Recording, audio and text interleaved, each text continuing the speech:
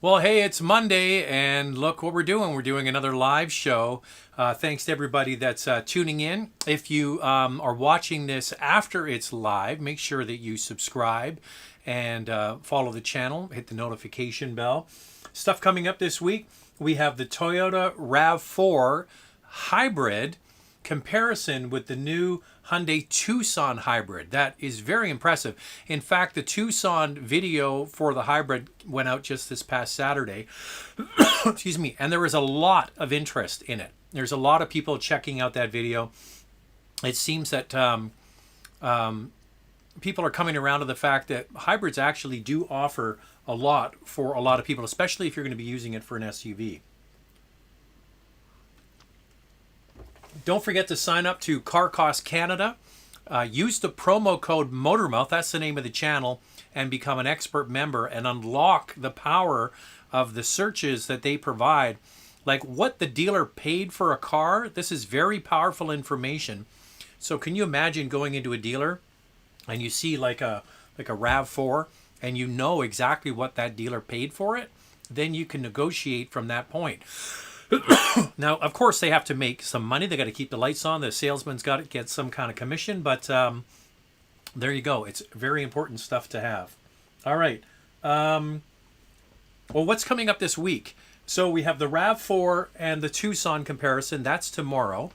Then on Wednesday, there's two videos that are going to drop. The first one is going to be our RAV4 gasoline, the regular RAV4. We're going to do that on Wednesday. And then on Wednesday evening is the video all about the F-150 Lightning electric pickup truck. So they're going to send me all the images under embargo here. I think tomorrow I get it, or maybe that day.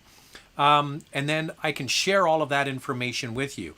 So make sure that you're watching on Wednesday evening. That's when the F-150 Lightning full electric details will be shared. I have the information here. I just don't have all the images. I think you're going to be impressed. What else is coming up?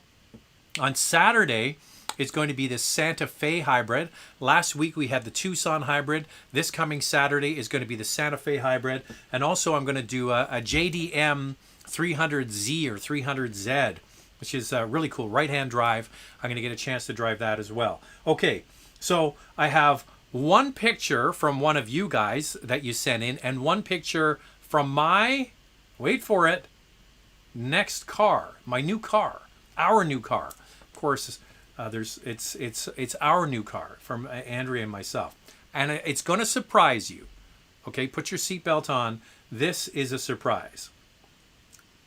First up, we have, this is Matthew Duncan, and he says it's not an RS6, but it sure looks damn good with the dark shadow line trim. I love the wheels.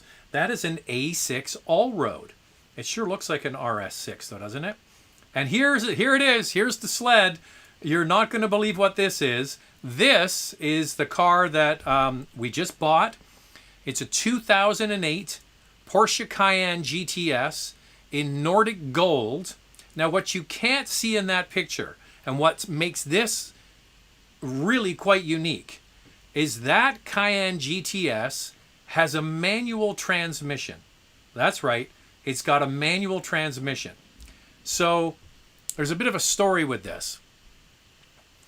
For whatever reason, I kind of got it in my head. If I could buy a manual Cayenne, that would be kind of a cool thing to own, right?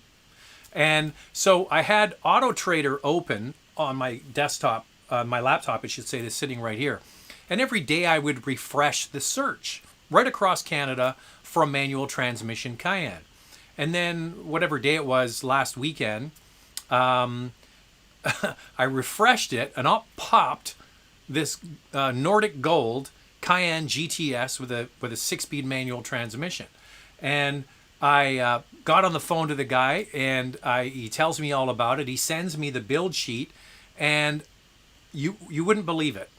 That car is the car I test drove back in 2008. The car originally was a Porsche Cars Canada press vehicle. that was based here in Vancouver, and I got to drive it. People in Vancouver got to drive it. It was driven in the western part of Canada, and then it was sold to the guy who sold it to me. So basically, other than Porsche Cars Canada, it's kind of like a one-owner vehicle. Full service history, the whole thing. So pretty cool, right?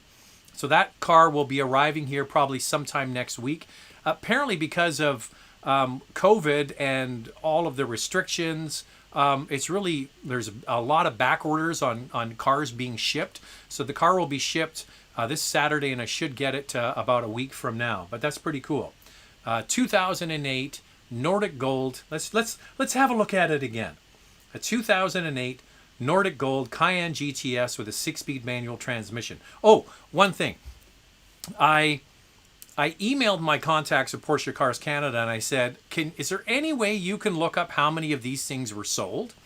And they actually have the numbers, and they sent them to me, and they said there were 18 manual Cayenne GTSs sold in Canada. 18, that's it. And in the United States, 134. That's it. So there's less than 200 in all of North America. And we got one. So there you go. I think I've covered everything. Yeah, Car Cost Canada. Don't forget to sign up for that. All right, into the questions. Dean is asking, oh, by the way, if you want to make sure your question's answered, you can always do a super chat. At the bottom, type in, do a super chat. Dean Fullerton, Audi S4 or Cadillac CT5V? Well, I would say if you're just a pure driving machine, I would suggest that the Cadillac CT5V is a more of a driver's car. It has electronic limited slip rear differential, comes standard with Brembo brakes. It has magnetic ride control, or Magno Ride is what Ford calls it, but magnetic ride control, and just a wonderful platform. So all of that comes standard with the CT5V. I would suggest also the interior is nicer. The communication screen is better integrated into the car. Yeah, all of that is absolutely true. And I suggest you go and give them a try, because if you're following along, we chose the CT5V as our #1 car from last year. So yeah, the S4 is a wonderful, wonderful machine. Don't get me wrong. I love the A4, the S4, all of it. But the CT5V is next level, if you ask me. More power. The limited slip differential in the back is a big deal. Magnetic ride control is a big deal. And the Brembo brakes, big deal. It's a big deal, that car. Andy is saying, hey, Zach, you guys are doing a great job distinguishing Canadian and U.S. trims in your vehicle reviews. Why don't manufacturers just standardize trim levels across North America? Well, I'm not sure if you noticed, but there's a big difference between Florida and Quebec, especially in the winter. We have different priorities. Like, why would an American manufacturer equip their cars with standard heated steering wheel and front seats for places like California, Arizona, and Florida? Just not important to them. Why do you need standard all-wheel drive on a vehicle in those sunshine states? So that's really what it comes down to. Priorities are different in different parts of the world. Priorities in the Sun Belt of the U.S.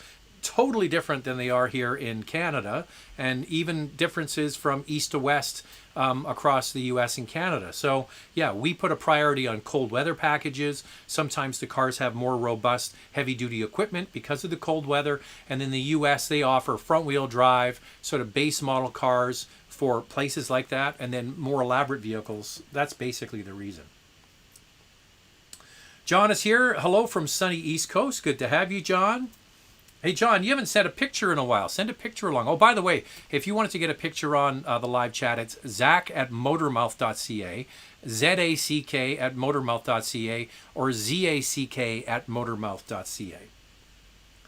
Barrick is here. Good to see you. If you were in the market for a new electric crossover between the Tesla Model Y and the Ford Mustang E, which would your choice be and why?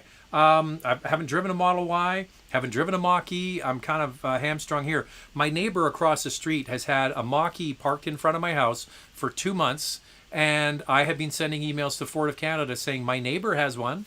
Why don't we have one to drive? It's ridiculous.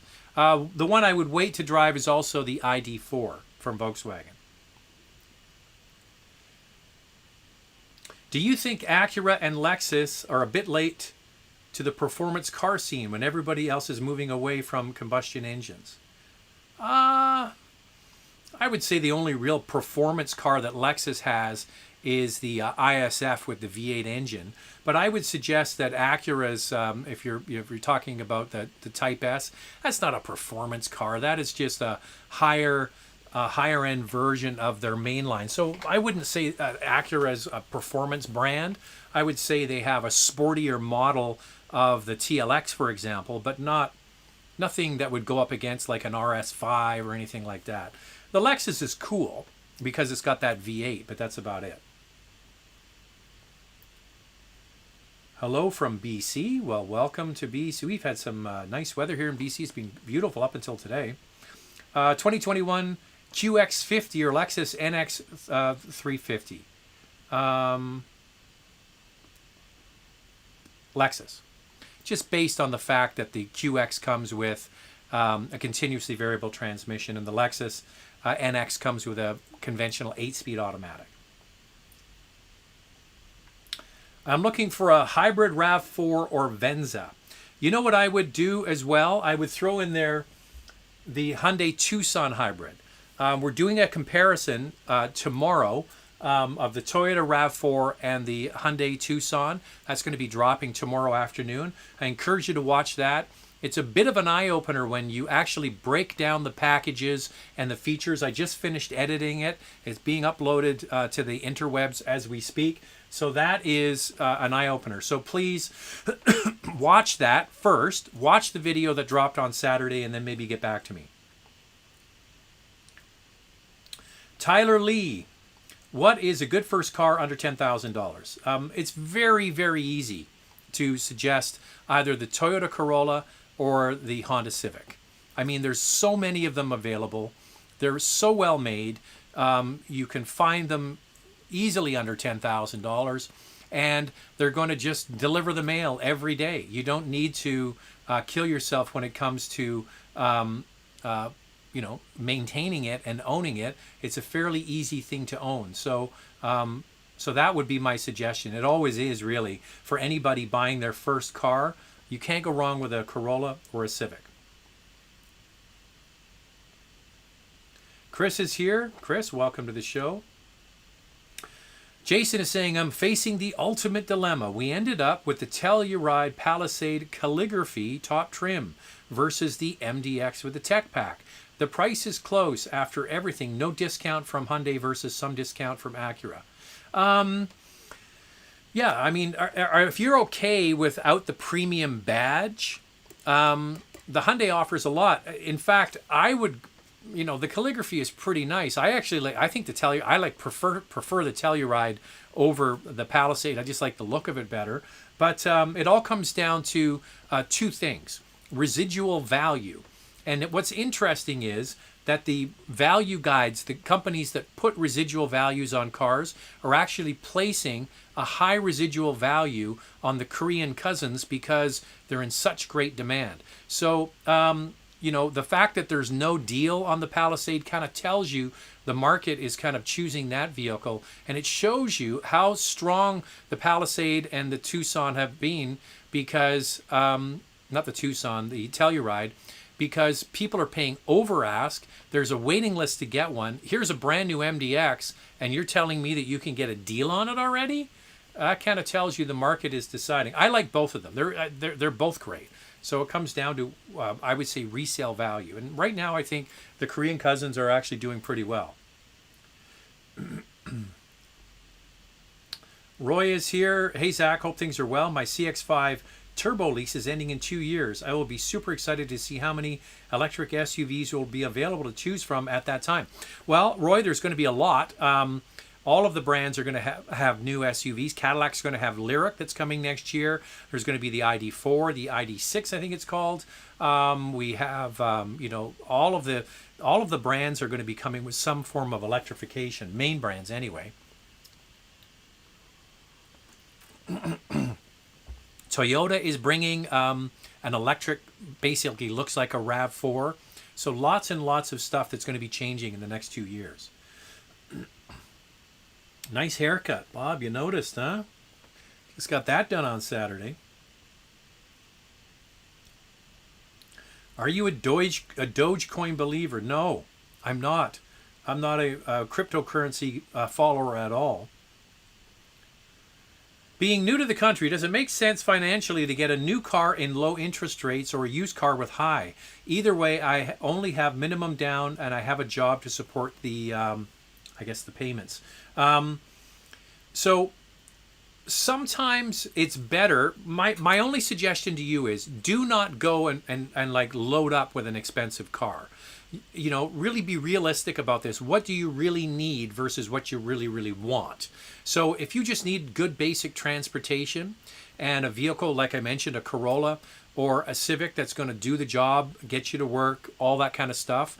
And if you're new to the country and you might just have this for, say, 3 years, using the almost 0% interest, and in many cases 0% interest that the manufacturers offer, is an advantage to you. Because when you get a used car, you got to go to the bank, you got to get a loan. They're not giving you interest at 1 and 2%. They're charging 6 and 8%, even though money right now is pretty much down to zero. So it's not a bad thing to do. The other thing you might want to consider is to lease the vehicle. That brings your monthly payment down, which is good. Keeps your cash flow going. It also guarantees the value of the vehicle after 3 years. So it keeps your payments down, and then you know exactly in 3 or 4 years when the lease is up how much you are going to have to pay in order to buy the rest of the car. Or you can go into another vehicle. Say you want to get a RAV4 or a CRV. Maybe your life situation changes. Maybe you get a better job. You've got more money. So these are all things to consider. But yeah, sometimes using the manufacturer's money at 0% is a better financial situation. But please, please, please do not bite off more than you can really swallow. That's a term we use to say don't take on too much debt. And please do not do one of these super long payments of like 6 or 7 years to pay the car off. Don't do that. If you want to get the monthly fee down, don't stretch the payments over 6 or 7 years. Do a lease. That will bring the payments down, okay? Top trim Camry versus Accord versus top trim Sonata versus K5. Well, I got to tell you that when you start looking at the top trims of the Sonata and the K5, the interiors are just so much nicer. I think that K5 interior is absolutely fantastic, and it would be hard pressed not to choose that. I would suggest if you're going for, okay, now the only thing I want to ask you is, if you're going for the top trim of the Sonata and the K5, those are front wheel drive, okay? So that's something to consider. If you get the K5 that's not the top trim, you can get all wheel drive. Of all of those, I would probably go for the Accord because I like that engine. It's a 2-liter turbo, and the 10-speed automatic kind of speaks to me. All right, I think we've got a super chat here. I always love me some super chat. There he is, Jerome from Quebec. Hello, Jerome. Good to see you. Good evening, sir. Curious to know if the Wilderness lineup for Subaru will be extended to other models or if they intend to keep it for Outback. I would bet that this is going to be a trend. I think that they're going to do sort of more rugged, because if you think about it, it's just packaging, right? Nothing really dramatic changes with the vehicle. They changed the suspension and they changed some trim pieces, but they don't have to really totally re-engineer the car. So yeah, they've obviously done the research and found that there is a market for a more capable sort of off-road, better ground clearance and all that kind of stuff. I would bet that this is a trend. I haven't heard officially from them, but if I was a betting man, I would bet that there's going to be more coming. Now, the other thing is the more powerful turbocharged engines like the XT trims. I'm hoping we're going to see that as well with Forester, because that's one thing that a lot of people miss is the Forester with the bigger engine.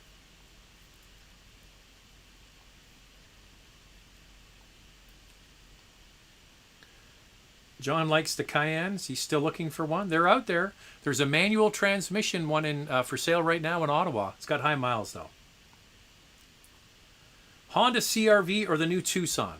I like the Tucson. This is incredible how good a job they did. I'm not sure. Did you watch the video we just dropped on Saturday? I would say that the new Tucson is fantastic. It really is. It's big. It's roomy. It's comfortable. It's got a beautiful interior. Now, we didn't drive the gas version. We drove the hybrid version. But yeah, the CRV is getting very, very long in the tooth. It's due to be refreshed. Now I have to wait to see what Honda comes up with. But right now, that Tucson is kind of the one to beat, if you ask me. Tyler, what do you mean? What are good vintage cars? What do you mean by a vintage car? Are you talking about a good used car? Is that what you mean? I'm not sure what you mean. Hey Zach, it looks like the Taos will be here soon. The top of the line model will be $37K in Canada. Do you think it will be underpowered? My wife has a 19 Tiguan and it's great, but slow. Okay, James, you know, the proof is always going to be in the driving. It's a 1.5 liter turbocharged 4-cylinder, 8-speed automatic transmission.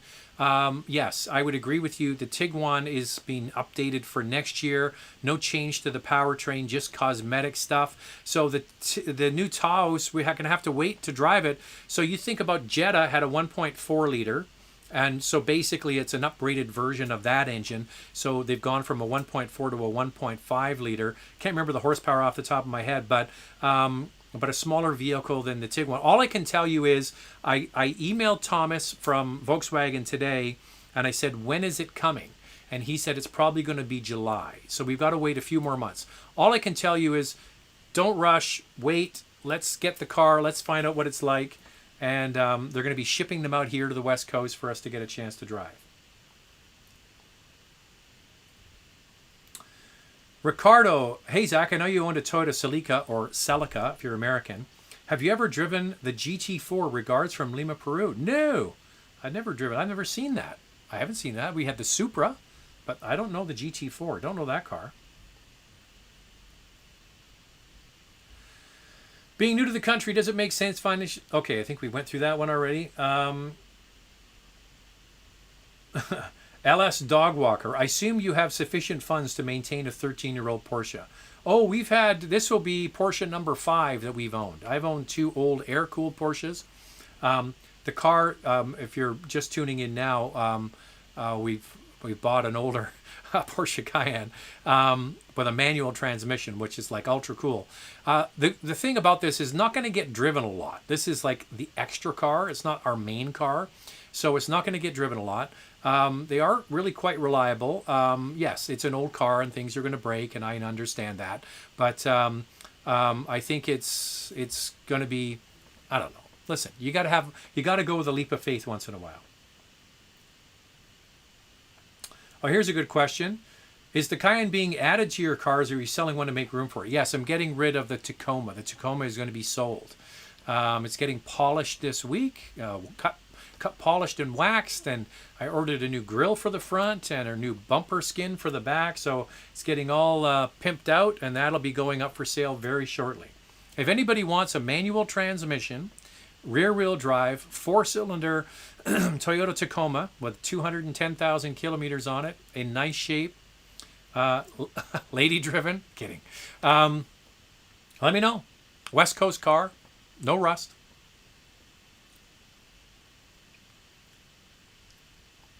I'm surprised to find out the Mazda 3 Turbo isn't offered with a manual transmission. Thoughts? Well, you got to remember that this started in SUVs and worked its way down into the car.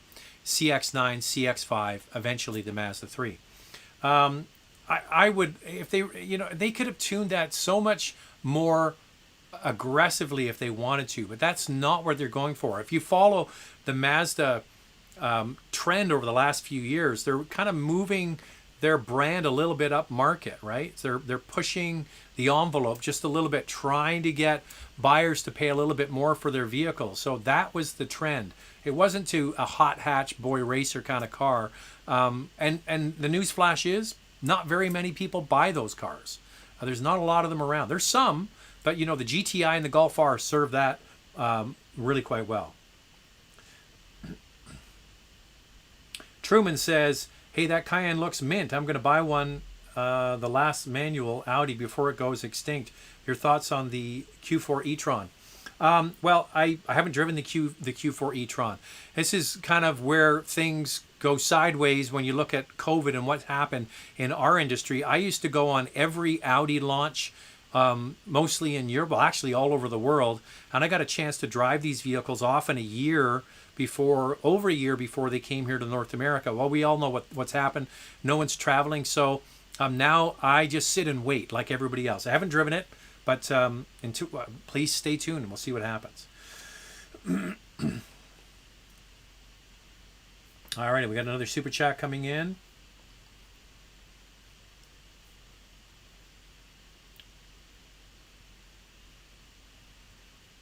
No questions, just appreciate the channel and live chats. Well, that, my friend, is very nice of you. By the way, there's no beer tonight. Jack has an evening shift at Safeway. He just left. So he told me no beer tonight. But that's okay. I don't need to drink on a Monday. Oh, by the way, it'll be a week tomorrow morning. I torqued my back something fierce. Last Tuesday morning, we had all the gear. Our mudroom is just here outside my office. We're just up to get our shoes on with all the gear. I bend down to get my shoes and stand up, and my back goes pop, and I fell on the floor on my knees, and I'm like, ah! And for 3 days, I could barely move. I finally got to the chiropractor, and it has been nothing short of agony. So, yeah, the fact we even got stuff shot last week is amazing. So hopefully I'm on the mend, but it's been slow and very painful.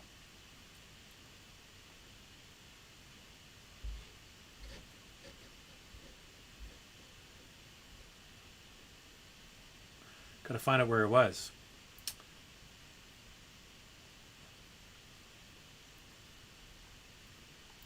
This is Danielle saying, always good to listen. You do a great job with Andrew, yeah. Appreciate the kind words. Funny you bring up Auto Trader. I recently found that when you like or track the pricing of a car, the dealership is giving your info and start bombarding you with emails. CarCost does it too, sadly. Well, if you're going into Trader and you're asking for like a Carfax report, then they use that information and send you stuff. But I go on Trader all the time and I don't get any emails from them. I sign up for notifications for particular cars. Like I signed up for notifications on this. I just put in a Porsche Cayenne manual transmission with a national search, and then it generates them for me. But I'm not getting bombarded with emails. Car Cost Canada, once you sign up, they will email you. But you've got to remember that a big part of what they do is actually getting people married together. You getting a good deal on a car and the dealer getting rid of a car. That's the goal. So if you're in the market to buy a car, I strongly suggest you sign up to Car Cost Canada and get those notifications. Why wouldn't you? Because you're going to get the best deal.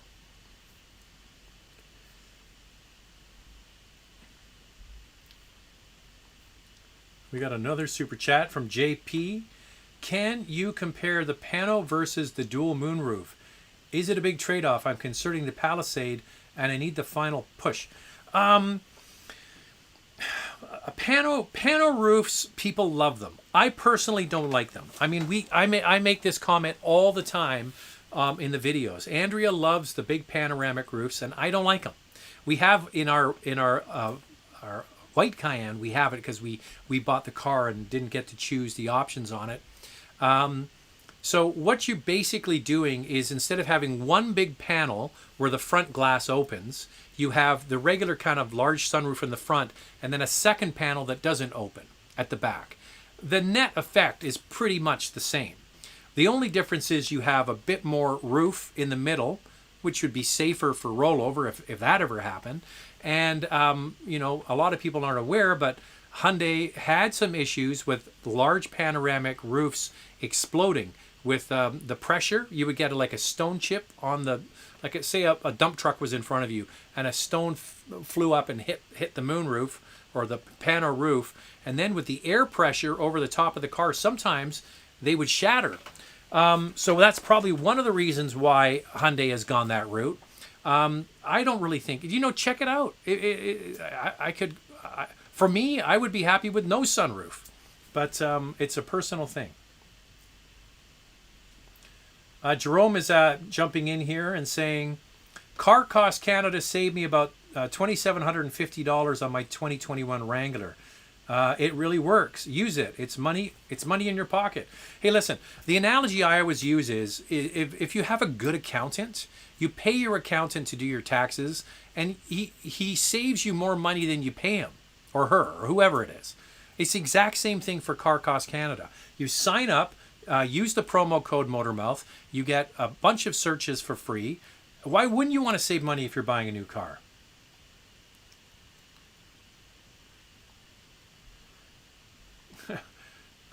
You guys have a beautiful Cayenne now. What's the next family car? Well, actually, now we have 2 Cayennes. It's stupid. I know. Andrea, I got to tell you, is not pleased with me about this. Yeah, she just put it there. She's not thrilled. So we have a Cayenne diesel, and we have a Cayenne GTS. I'm an idiot. I know. I get it. I'm an idiot. What are you going to do? All right, we have 288 people on board right now and 76 thumbs up. Can you guys smash the thumbs up if you can? That would be great.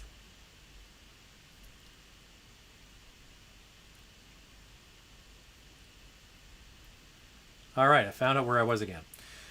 440 Xi over S4. It's 384 horsepower. Yeah, I don't know. Just pump the brakes on that a little bit. That new inline 6-cylinder engine with BMW. So what they did was, yes, you have a better horsepower number, but what you pay for is horsepower. What you use is torque. And they moved the torque band up a little bit.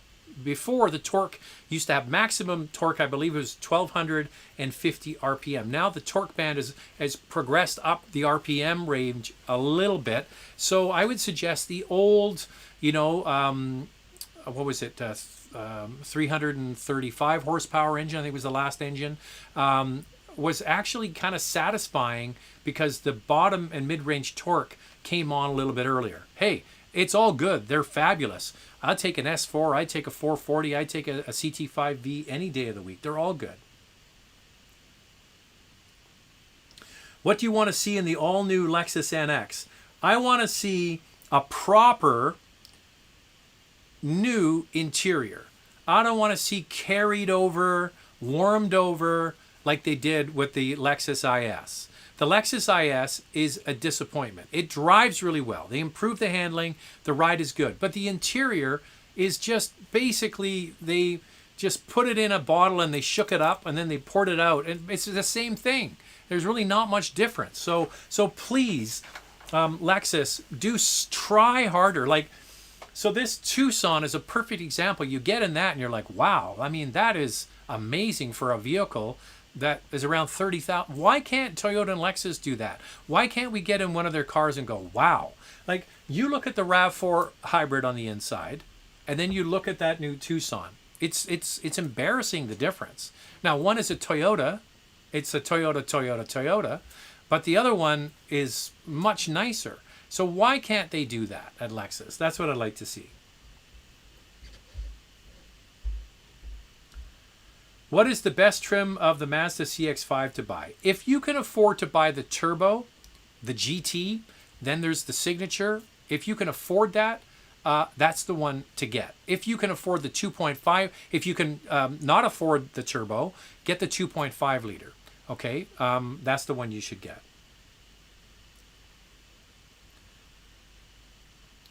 Love the Costco water bottle. I love that. What do you get, 40 of them for like $3 or something? Love it. You spend more on the recycling fee than you do on the water.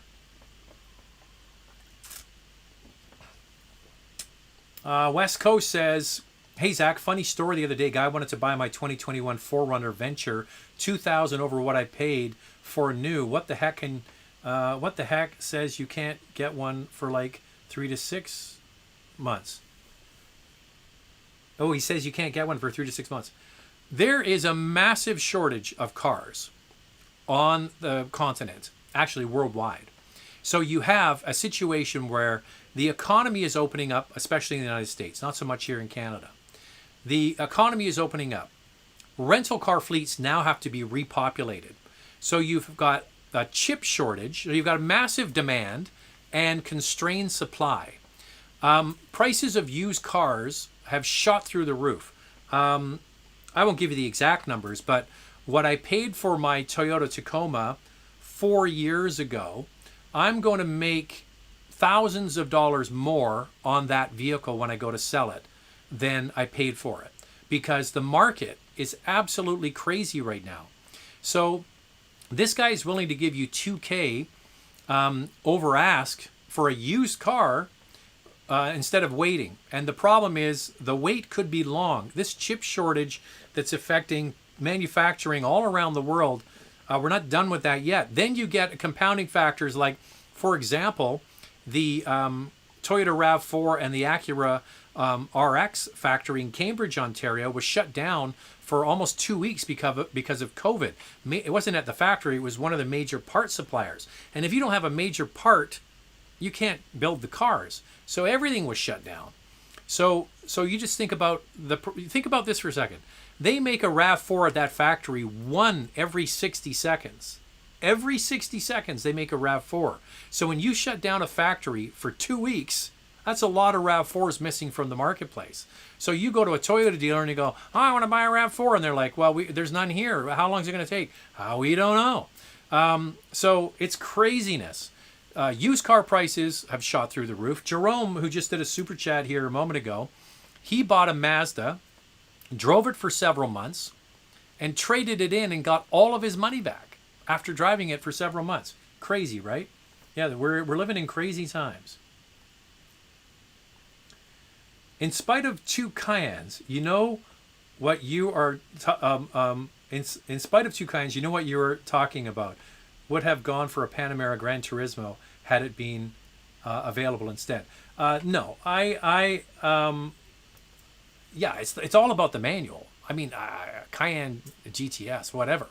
It's about the manual transmission. Did I mention this is one of 18 that were sold in Canada, and one of 165 that were sold in all of North America? So when you have something that is rare, it's pretty cool. Pretty cool.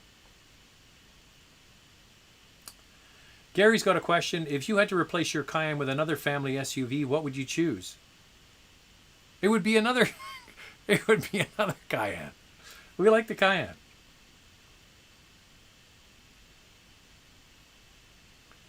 Jerome is saying, ordered my Wrangler a month ago and I don't even have the VIN yet. If you order, you have to be very, very, very patient. That's true. Mervin is here. Zach, I'm going to be test driving the A4 and the 330 next month. Just wanted your thoughts on the A4 regarding sport suspension, yes or no? I would say yes. I say yes. You got to remember that. I mean, they don't look. They don't even look that good either. If you don't get the sort of the S line, yeah, I would for sure. Because not only does it drive better, it looks better. You get other upgrades on the inside for sure. Yeah, I mean, why buy a premium car if you're not going to have the whole experience, which is the development of the chassis? For sure, get the sport suspension. When the Mark A GTI comes, will you review it? Hell yeah, we will. Of course we will. I'm going to figure out where I was. Where was I? Okay.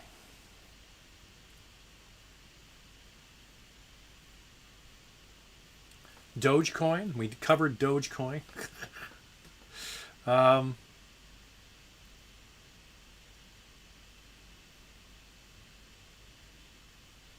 Sorry, this is the bane of my existence, trying to figure out where I am in the whole mix.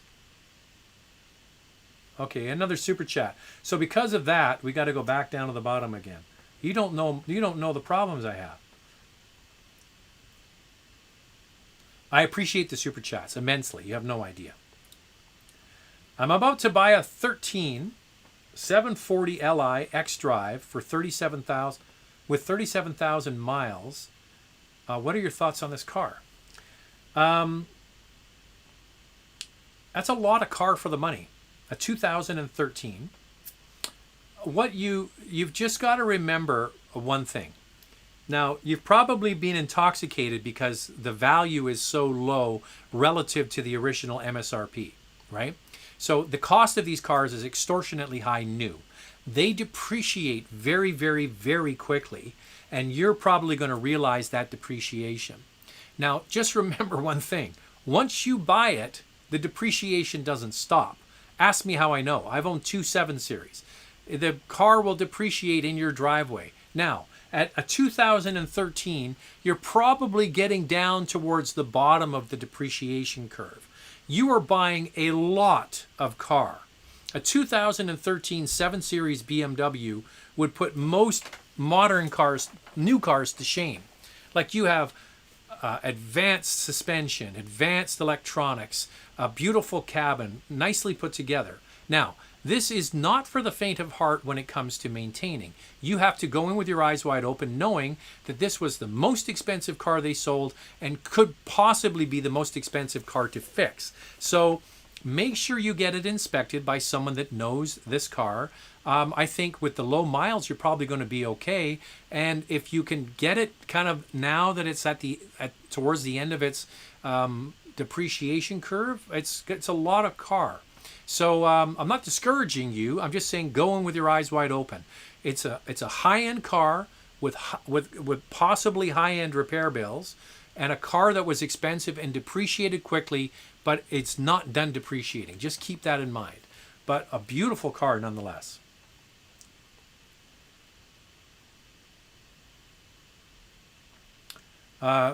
Never mind, my bad. Missed that it was a manual. Good thing Andrea is now a manual transmission driver. Yes, we're going to get our boys tuned up on that as well. My younger son, Charlie, who is going for his driving test in a couple of weeks, he's 16 now, is all keen to get on a manual transmission.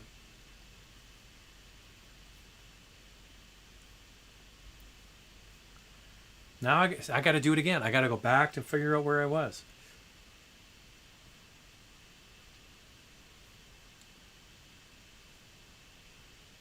Sorry about this, guys.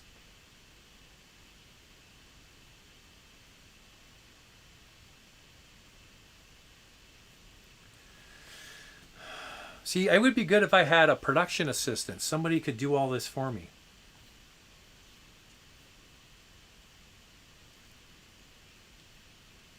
Sorry, guys. I really do apologize about this.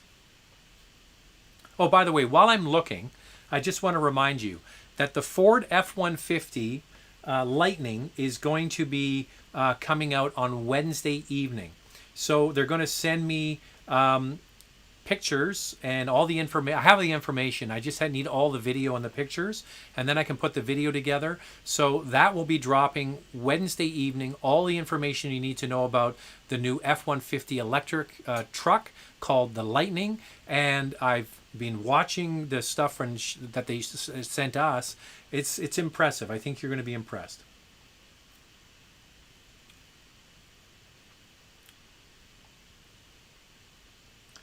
Harsh is saying Hyundai Tucson Hybrid or CX-5 Kuro, which would you prefer the best? Well, these are quite different. So you've got one that's a hybrid and the other one that's a turbo. I don't know. If you're wanting size, the Tucson's bigger. There's no question about it. And much more modern interior, much better interface for the electronics. The CX-5, that's the real letdown of the latest Mazda products, is their interface is kind of slow and boggy. But I love the drive of that turbo engine. I say you try them both out and pick the one you like. When will you review the Subaru Forester? That's a good idea. We got to get a Forester. Thanks for that.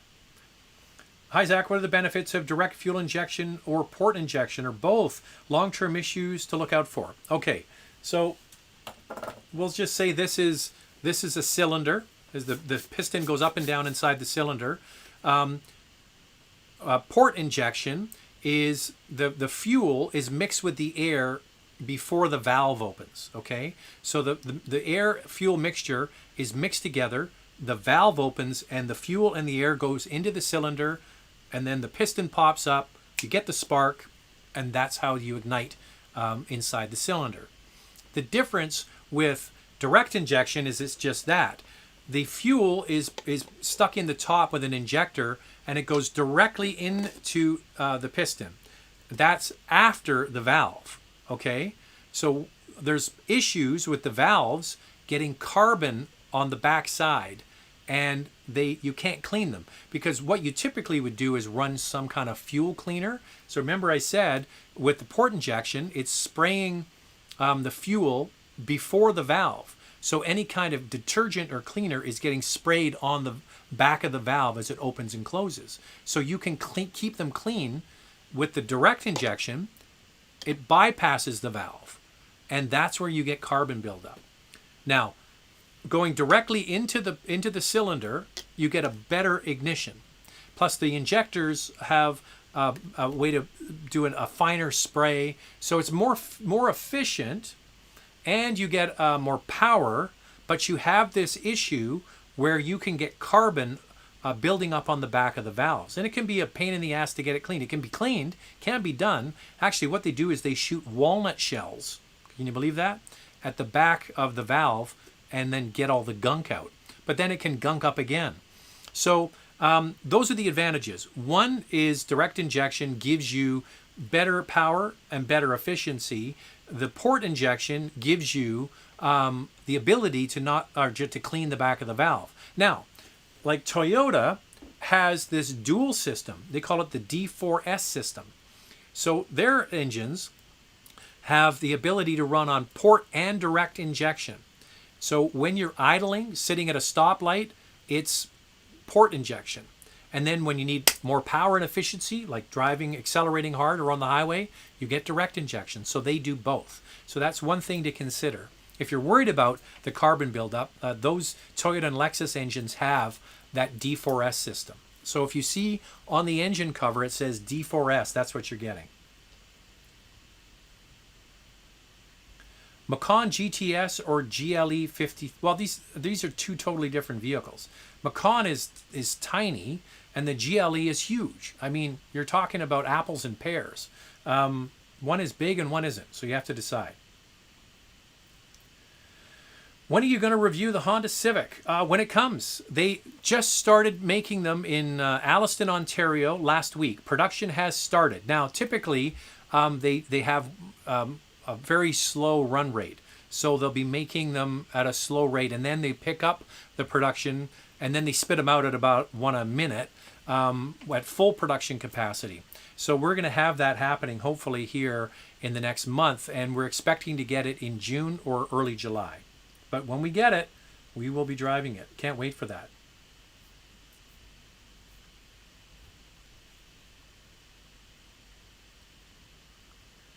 Sakrit is saying, is leasing better or financing? It all comes down to your personal situation. I do like leasing. I call it the long-term test drive. Like if you lease a car for 3 or 4 years, you get to experience it. Has it been worry-free? Has it been into the dealership a lot? Do you really love it? Do you want to keep it? At the end of the lease, you can buy the remainder out and keep it. Or if the market has shifted, like people who have leases of cars today that are getting towards the end of their lease, they might be well served to buy the car out and then sell it privately, because the prices of used cars have gone up.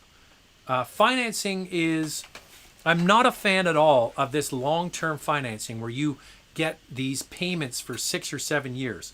Please do not do that. If you're wanting to get lower monthly payments, leasing is better, in my opinion. Faith is here.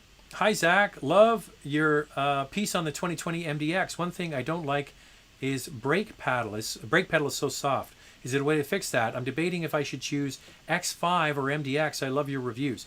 I didn't notice a soft brake pedal at all, to be honest with you. Maybe go and try a different one. You can, if you wanted to, you could change the brake pads, but that's an expense on a brand new vehicle you just don't need. Now, you're never going to get the same kind of driving characteristics out of an MDX that you're going to get with a BMW X5. It's just not the same product. It's not the same caliber. It's not the same class. It's not the same attitude. Okay, so the MDX I liked a lot. I think they did a lot really well with it. The one thing I would suggest about this brake pedal that you think is maybe too soft is you adjust to anything. Like we drive about 100 different cars a year. After a day or so, you just adjust. It's not really a big deal. So I would say if the MDX is more in line, if you like everything else about it, and you like the price and all that, you will adjust the brake feel. I didn't notice anything about the brakes, to be honest with you. So try another one. See if that's the issue.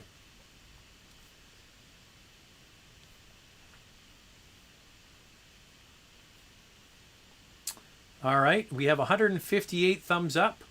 You guys could do... you can give me another one. Give me more. Let's get it up to 200. We got over 300 people on board right now.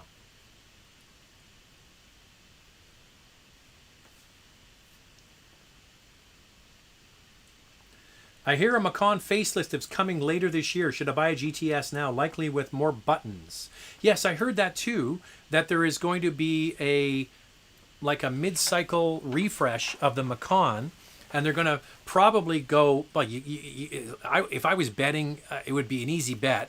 They're going to go to that glass panel in the center console the same way they did with Cayenne, same thing we did with Panamera, same thing they did with the 911. I like the GTS now, so you get the big, is it 10.1 inch? I think it's 10 inches plus anyway. And then you get all the physical buttons. I like the physical buttons. It's like our Cayenne that we have. We've got the smaller screen, we've got the older screen, but I called it the Goldilocks interiors. You've got the newest, latest infotainment system with the big screen, but you still have all of those buttons. I prefer it myself.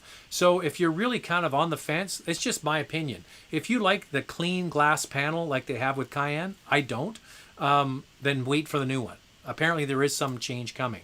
But if you like the buttons like me, just grab the GTS.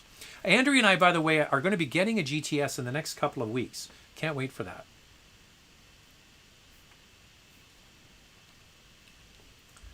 Another super chat. I am getting spoiled with super chats. Thank you very much.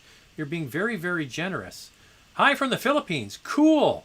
You're the first person who's ever, I mean, you might have been other people from the Philippines, but the first person to say hello from the Philippines. With new cars going with full touchscreens and electronics, what enthusiast cars today can you see as classics 40 years from now? I would suggest probably cars that are stripped down and simple. Like a Mustang interior is pretty much the same as it always has been. The screen is big, like the radio, but it's still, switches and dials and a manual. You can still get it with a manual transmission. That's one that pops to mind. Something like that. The MX-5 Miata, the Mazda Miata, the MX-5, is another pure, simple, clean interior that is just based on the driver and not much else. So cars like that, there are probably some others that I could think of, but those would be two good ones to start with. I love this one. Grant says, you and the missus are too young to have teenagers. I love when you talk dirty like that, Grant. All right, let's get back to where we were here.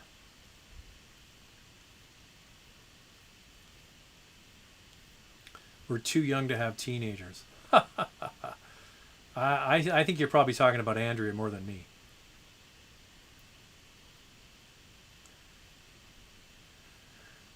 Josh is saying, just out of curiosity, why a 4-cylinder Tacoma? I have a 4Runner and had the last gen Tacoma with the V6 and couldn't imagine one without a V6. I'll tell you why I wanted a 4-cylinder Tacoma. I've gone the 180 degrees the opposite direction. I wanted the simplest, lowest maintenance, lowest running cost Tacoma. It just was an extra vehicle. take stuff to the dump, go to Home Depot, and it would always start and always run. That's why I wanted that. And as it turns out, they're really quite rare.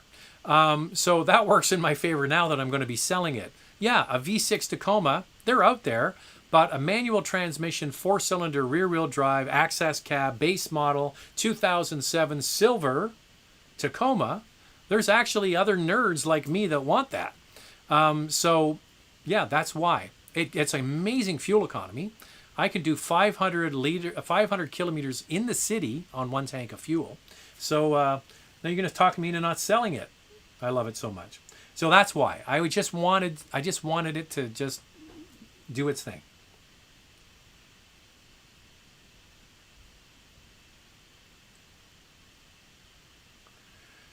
Tesla stock starting to shifting to the direction. Still 5 times too much. I'm not sure what that means. Hugh McIsaac, dual Cayennes, very cool. Will the GT7E lose all of its trunk space? I'm not sure what you mean by the GT73S. GT3? I'm not sure what you mean. I have a question. I want to help out one of my family members. She wants a Lexus RX. I want her to get a 2022 Hyundai Tucson. Lexus RX or 2010 Tucson. I need your opinion. Well, listen, you are never going to be able to convince somebody that wants a premium brand to not get a premium brand, okay?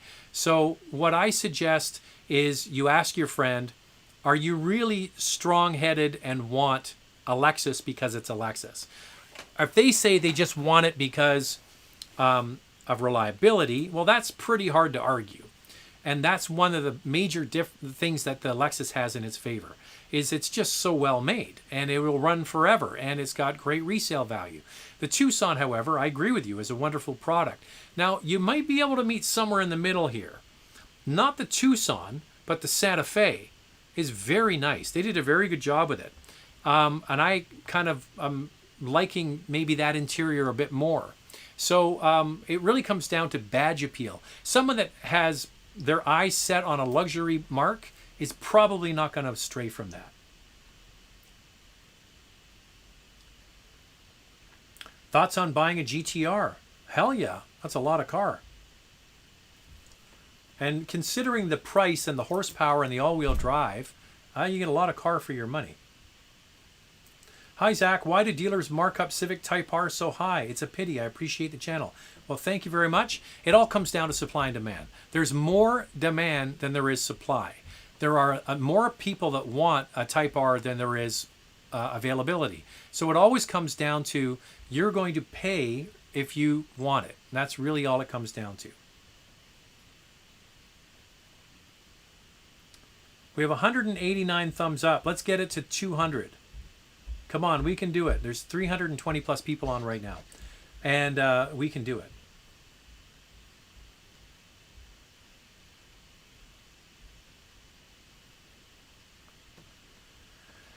X3 M40 or GLC 43. What do you think between the 22 models? Listen, I like both of them. I really do. They're both excellent products. The GLC is at the end. This is the last year. Okay, so this, if you buy one, just know that there's going to be a new one coming probably next year. The X3 came out 2 years ago, so that one is current for several more years. Plus the inline 6-cylinder in the BMW is absolutely fantastic. So if it was me and my money, that's the one I would choose. There's nothing wrong with the Mercedes at all, but between those two, that's the one.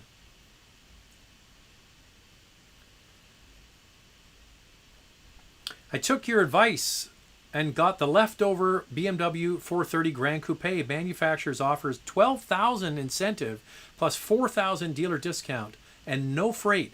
Pretty happy about the deal. That's a hell of a deal, man. $16,000 off a Grand Coupe. That is a nice car.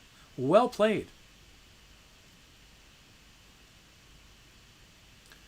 Sonny just got a new Q3 and loves it, plus the regular gas. Isn't that nice?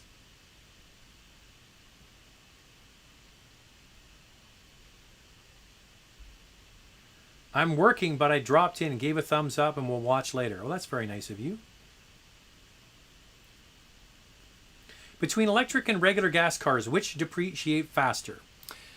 Electric cars. Now, let's just take Tesla out of the mix, because Teslas seem to hold their value quite well. Now, the rest of the electric car market it's not been favorable. Electric cars have depreciated very, very quickly. So that's something that people have to factor in. A lot of people get excited about an electric car. They want one, all that kind of stuff. What they totally forget is the total cost of ownership. And the biggest expense isn't the money that you're spending on gasoline, or you're saving by not buying gasoline by having an electric car. It's depreciation. You have keyed in to the absolute Achilles heel of a lot of electric cars, is they just are not holding their value. Now that can change, and it can change rather quickly. But if you look at used prices of Nissan Leafs and Chevrolet Bolts, it's not pretty for those people that bought them. They're not getting a good return on their investment. So yeah, that's the one thing I think that a lot of car brands have to work on. Okay, I just wanted to say thanks to everybody for tuning in, for the super chats. Lots of super chats. Boy, you've spoiled me tonight. I appreciate it. We're all done. Don't forget, the Toyota RAV4 drops tomorrow, the comparison with the Hyundai Tucson hybrid. Then on Wednesday, we're dropping the regular gasoline RAV4 review. Wednesday evening, there's going to be the F-150 Lightning full electric video. I'm planning on doing that right-hand drive Japanese Nissan 300Z or Z on Friday. And then on Saturday, it's going to be the Hyundai Santa Fe hybrid. So last Saturday, we had the Tucson hybrid. This coming Saturday, it'll be the Santa Fe hybrid. Same powertrain, different vehicle. So lots going on the channel. Make sure you keep checking in and if you haven't hit the notification bell yet, if you've subscribed, that's great. But hit the notification bell, then you'll get notified when all of these videos pop up, and then watch them all 3 times. That would really help. All right, it's time for dinner. I gotta go, and we'll chat with you later. The Lightning video will be really cool from the F-150 from Ford this week. So stay tuned for that. We'll see you then. Bye now.